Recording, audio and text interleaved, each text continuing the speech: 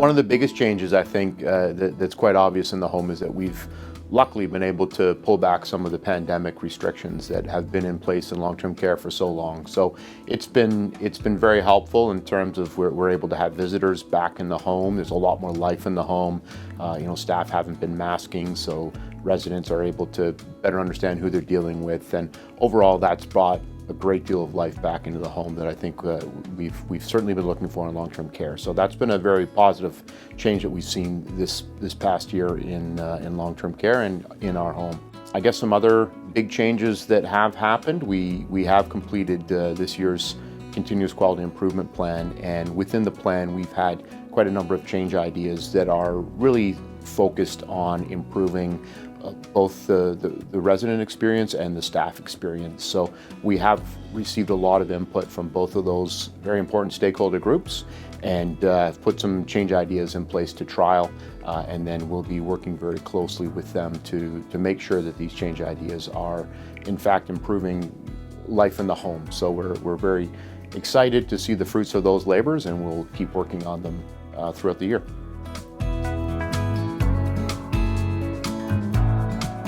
We're very excited about the new development that we're working on as an organization. We have been awarded 94 new long-term care beds that will be joined to our existing 66 beds to build a brand new modern long-term care home just across the street. The new home will be a 160-bed home, and of course it will have all the modern amenities that people expect in a long-term care home nowadays. One of the things that we're very excited about is that we are designing the home in such a way that it has smaller corridors for resident living spaces rather than the traditional 32-bed home area. Our home areas are split into two distinct 16-bed neighborhoods. So we really feel that that's going to give it more of a neighborhood-like feel, but also it's going to really reduce the amount of time that our staff are assisting residents to programs, to the dining room, and all that time that's saved is more time that can be spent caring for the residents and working to improve their quality of life. So we're very excited with that design element, and hoping that we will be able to push this forward into the near future and get our residents in this brand new home.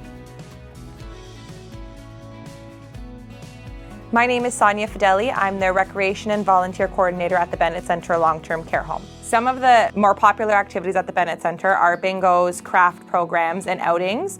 We go on weekly outings into the community, including the mall, farmers market, and restaurants that are local to Georgetown. We also have a wide variety of entertainers. We've had musicians, we've had magicians, we've had performers, comedians all come into the home.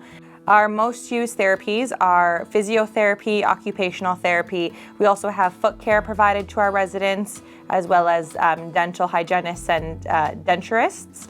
In addition to that, we have a very, very good behavioral support program, which performs extra support for residents with Alzheimer's and dementia.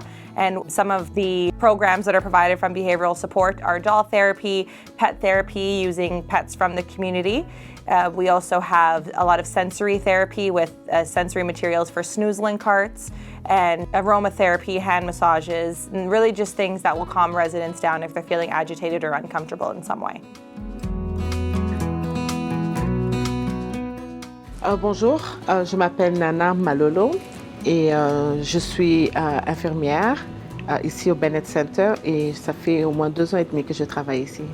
J'ai choisi de travailler dans les maisons de soins de santé parce que j'ai une passion pour travailler avec les personnes âgées. J'ai fait un placement en ma première année d'université avec des personnes âgées, et j'ai vraiment développé une grande passion. J'aime bien travailler avec eux.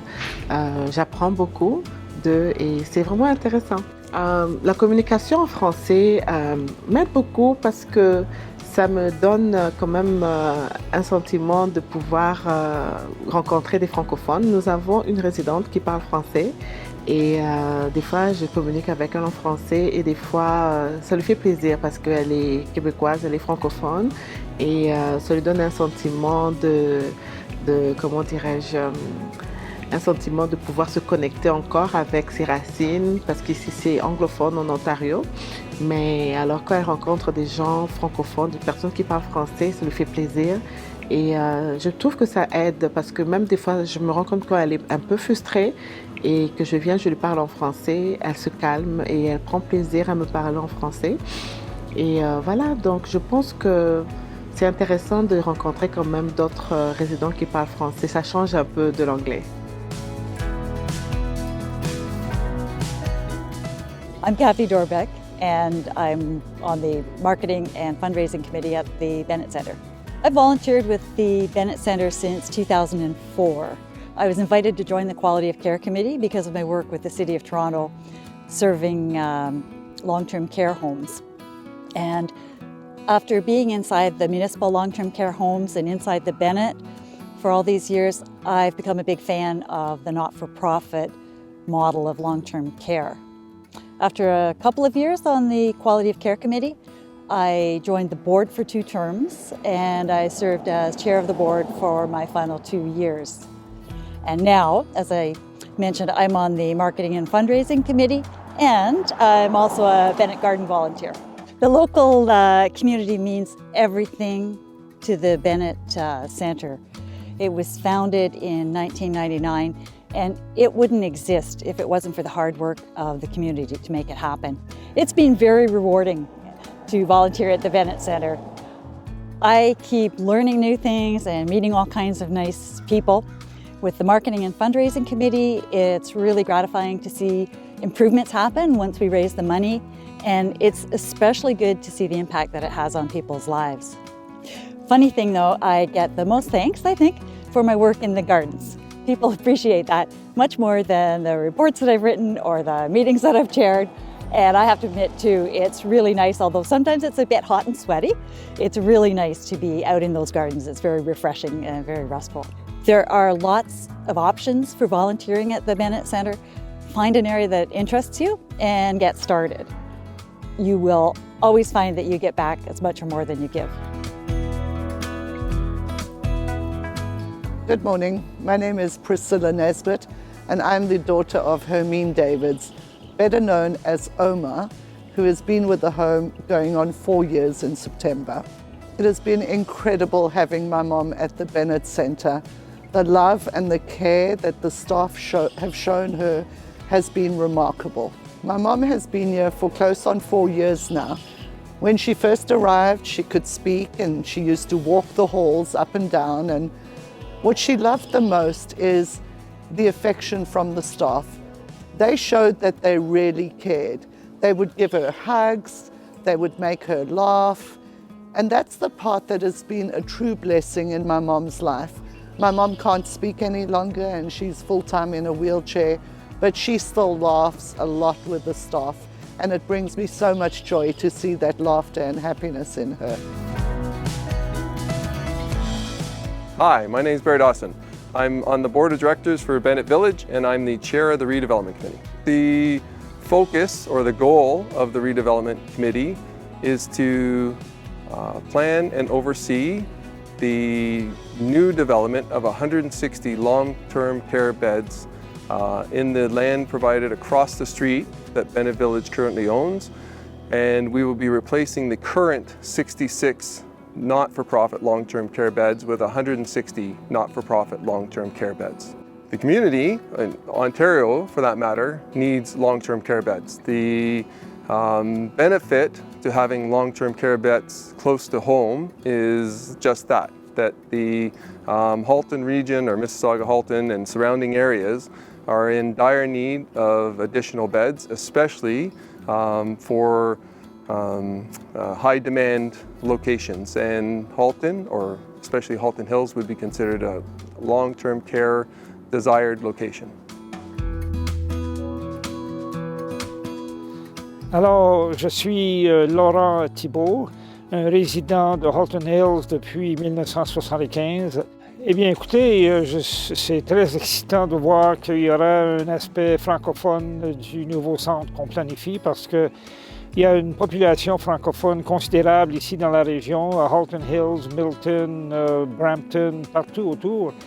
Les gens ne sont pas congrégés dans un voisinage comme tel, surtout dispersés, mais Lorsqu'on vieillit, évidemment, on trouve qu'on retourne à notre langue maternelle, n'est-ce pas? Alors, être dans un établissement comme le Bennett Center où les enseignes, la communication seraient en français, ce serait merveilleux pour les gens âgés francophones.